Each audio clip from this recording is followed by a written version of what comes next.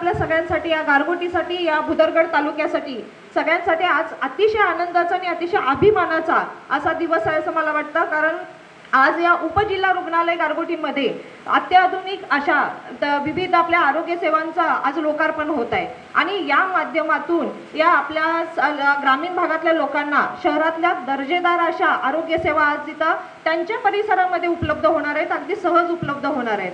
म्हणजे आज आता इथं लोकार्पण होत असलेलं, आज सुरू होत असलेलं आपलं सिटी स्कॅन असेल, 2D इको असेल, आपलं 300 mm एक्सरे मशीन असेल किंवा डेंटल मशीन असेल, या सगळ्या ज्या आपल्या ज्या यंत्रसामुग्री आपण आज अत्याधुनिक सेवा इथं आपण चालू करतो आहोत, त्या सगळ्या या आपल्या इथल्या नागरिकांसाठी वरदान ठरणार आहे। कारण याआधी आपण बघायला गेलं तर यासारख्या तपासण्या करायच्या झाल्या तर आपल्या इथल्या लोकांना कोल्हापूर किंवा इतर कुठल्याही शहरामध्ये जाऊन त्या तपासण्या करून घ्याव्या लागायच्या आणि त्यामुळे त्या लोकांचा वेळ, त्यांचा पैसा खर्च व्हायचा, त्यांना मानसिक त्रासही व्हायचा। पण आता तसं होणार नाहीये। आता त्या सगळ्या तपासण्या त्यांना त्यांच्या घराजवळ मिळणार आहेत आणि त्यामुळे आपल्या इथल्या लोकांना, आपल्या इथल्या नागरिकांना, या ग्रामीण भागातल्या लोकांना दिलासा मिळणार आहे।